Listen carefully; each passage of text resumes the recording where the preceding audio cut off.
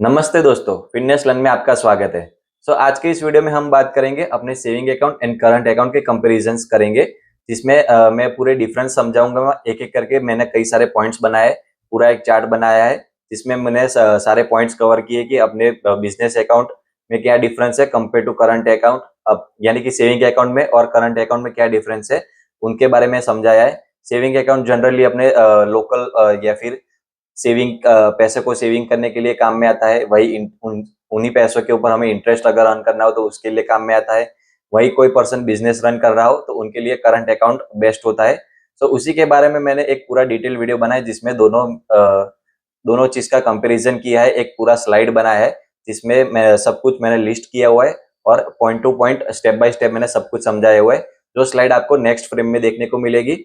आइए उस फ्रेम की ओर बढ़ते हैं और एक-एक करके सभी पॉइंट्स को मैं अभी आप लोगों को समझाता हूँ। यही वो स्लाइड है जिसमें saving account and current account का मैंने पूरा कंपैरिजन किया है और इसमें सब कुछ आपको जैसे मैंने बताया कि रिसर्च करके मैंने सब कुछ लिखा हुआ है। यही मैंने पूरा पेज बनाया है, जिसमें आप लोग जो लेफ्ट साइड अपने सारे पॉइंट्स जो कवर होने वाले हैं वो देख सकते हो। फीचर्स में जो नीचे सारे हैं वो सारे अपने पॉइंट्स है। ये saving account and current account उन दोनों का कंपैरिजन है बीच में। आइए एक-एक करके सभी पॉइंट्स कवर करते हैं, जिसमें सबसे पहला अपना पॉइंट है मेन पर्पस, कि सेविंग अकाउंट का क्या मेन पर्पस होता है और करंट अकाउंट का। सेविंग अकाउंट में देख सकते हो कि personal saving and everyday banking, यानी कि छोटे-मोटे हमारे ट्रांजैक्शन होते हैं। दिन भर में हमें लाख, 1.5 लाख या फिर 2 लाख तक की लिमिट होती है। उस तरह के छोटे-मोटे ट्रांजैक्शन कर सकते हैं, यूपीआई वगैरह कर सकते हैं। वहीं करंट अकाउंट में फ्रीक्वेंट बिज़नेस ट्रांजैक्शन, यानी कि बड़े-बड़े ट्रांजैक्शंस होते हैं। कई सारी बड़ी फर्म्स को डायरेक्टली बहुत ज़्यादा अमाउंट में पैसा ट्रांसफ़र करने का होता है, इस तरह से करंट अकाउंट में होता है। वहीं दूसरा पॉइंट अगर देखें तो बेस्ट फॉर, यानी कि किन के लिए सेविंग अकाउंट बेस्ट है और किन किन लोगों के लिए करंट अकाउंट बेस्ट है।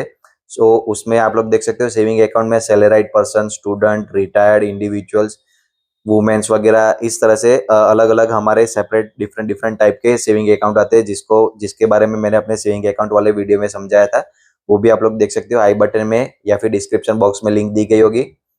और उसी तरह से करंट अकाउंट में होता है कि बिजनेस पर्सन होते हैं, बिजनेस ओनर होते हैं, फर्म्स होती है, कोई कंपनी होती है, प्रोफेशनल कोई फैक्ट्री वगैरह होती है। उन लोगों को क्या होता है, बड़ा ट्रांजैक्शन वगैरह करने का होता है, कई सारे लोगों को पैसे देने के होते हैं, ज़्यादा अमाउंट में ट्रांजैक्शन होता है। करंट अकाउंट उन लोगों के लिए होता है जो बिजनेस ऑपरेट कर रहे हो किसी भी तरह का।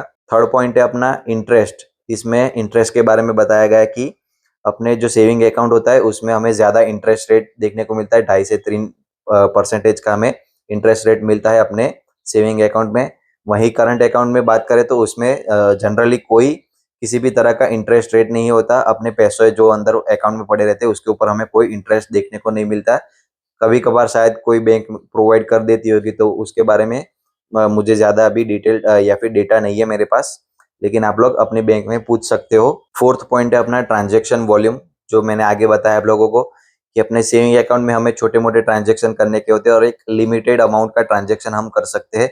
दिन भर में हम 2 लाख, 1 लाख यूपीआई में, उसी तरह से 2 लाख या फिर 3 लाख एनईएफटी, आरटीजीएस, इस तरह से होता है। पूरे दिन भर की 10 लाख तक की लिमिट होती है। वहीं अपने करंट अकाउंट में देखें तो उसमें लिमिट कहीं ज़्यादा होती है, हाई फ्रीक्वेंसी लिमिट होती है, यानी कि बहुत ज़्यादा लिमिट में भी हम ट्रांजैक्शन कर सकते हैं। उसमें भी कई सारे डिफरेंट डिफरेंट टाइप के करंट अकाउंट के टाइप्स आते हैं, जिसके बारे में भी मैंने वीडियोस बनाए हैं, जिसका लिंक आपको डिस्क्रिप्शन बॉक्स में या फिर आई बटन में दिया गया होगा। उसमें जाकर आप लोग देख सकते हो कि कई सारे डिफरेंट डिफरेंट टाइप के करंट अकाउंट आते हैं। नेक्स्ट पॉइंट है अपना मिनिमम बैलेंस, यानी कि कम से कम बैलेंस हमें कितना रखना पड़ता है अपने सेविंग अकाउंट में। तो वो देखें तो सेविंग अकाउंट में हमें कम से कम 10,000, 5,000 के डिफरेंट डिफरेंट टाइप के अकाउंट होते हैं। जीरो बैलेंस अकाउंट भी आता है, यानी कि अगर अपने अकाउंट में एक भी रुपये ना पड़ा हो फिर भी वो अकाउंट ऑपरेट हो सकता है, इस तरह से उसमें फैसिलिटी रहती है।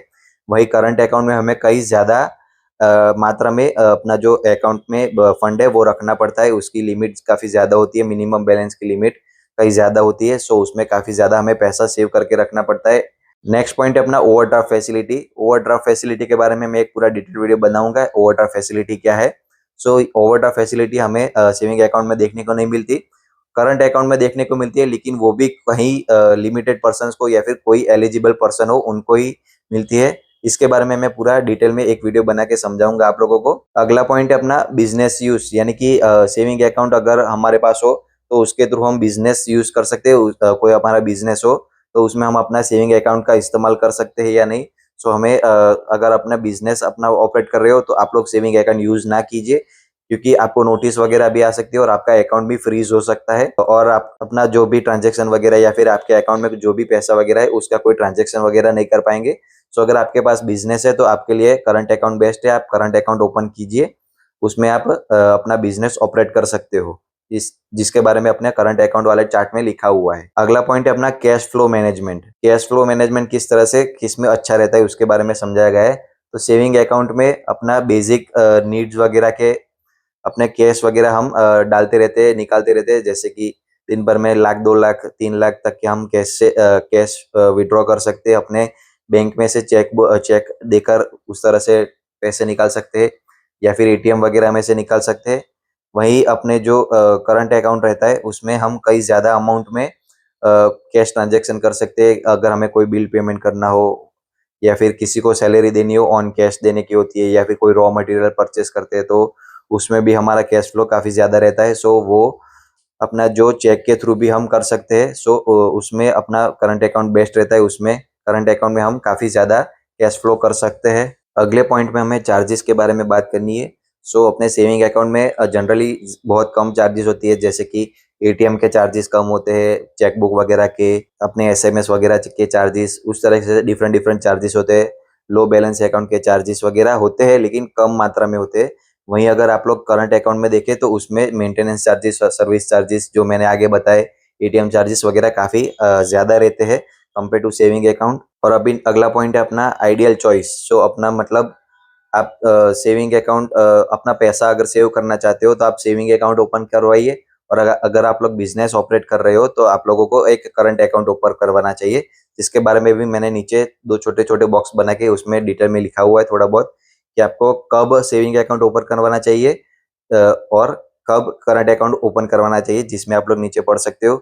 यू रिसीव सैलरी और पर्सनल इनकम। सो आप लोग सैलरी या फिर पैसे की छोटी-मोटी लेन-देन करते हो तो सेविंग अकाउंट की तरफ देखिए। अगर आप पैसा बचाना और उस उन्हीं पैसों से इंटरेस्ट कमाना चाहते हो तो आप सेविंग अकाउंट ऑपरेट कीजिए।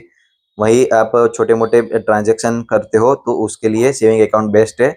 वहीं करंट अकाउंट की ओर देखें तो अगर आप बिज़नेस रन करते हो, या फिर काफ़ी ज़्यादा पैसे वगैरह ट्रांसफ़र लेन-देन करने की होती है, उसके अलावा कई सारे और भी बैंक फीचर्स आते हैं जिसकी मदद से आप लोग अपना बिज़नेस अकाउंट के थ्रू आप अपना बिज़नेस के वर्कफ्लो में काफ़ी ईज़ीनेस ला सकते हो, क्योंकि कई सारे ट्रांज़ैक्शन में हमें बैंकिंग के कुछ फीचर्स काम में आते हैं। आगे आप लोग नीचे देखिए तो ओवरड्राफ्ट फैसिलिटी जो अपने बैंकिंग फीचर्स में ही आती है, वो काफ़ी यूज़फुल है। अपने आप लोग बिज़नेस रन कर रहे हो तो आपको वो सिर्फ़ फीचर, जो ओवरड्राफ्ट फीचर है वो आपको करंट अकाउंट में ही देखने को मिलेगा। सो इसी तरह से पूरे दोनों ही टेबल्स रहते हैं अपने saving account and current account. यही बेसिक कंपैरिजन है, मैंने काफ़ी शॉर्ट में समझाया अभी आप लोगों को।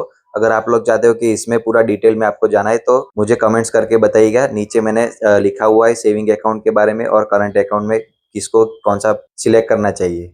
सो अभी आप लोगों ने जो अपनी स्लाइड देखी उसमें मैंने सभी पॉइंट्स कवर किए, दोनों ही प्रोडक्ट की कंपैरिजन करवाई, saving account and current account के प्रॉपर कंपैरिजन समझाए, इंटरेस्ट रेट किस में मिलता है किस में नहीं मिलता, सेविंग अकाउंट किन के लिए बेस्ट है, करंट अकाउंट किन के लिए बेस्ट है, उन सब के बारे में मैंने सब कुछ डिटेल में समझाया। उन सब के कुछ फीचर्स के बारे में समझाया कि हमें जो फीचर करंट अकाउंट में देखने को मिलता है वो हमें सेविंग अकाउंट में देखने को नहीं मिलता। तो यही था आज का पूरा वीडियो जिसमें मैंने saving account and current account की कंपैरिजन करनी थी। So thank you for watching this video. अगर आपको ये वीडियो अच्छा लगा हो तो अपने फ्रेंड्स और फैमिली मेंबर्स के साथ जरूर शेयर कीजिए।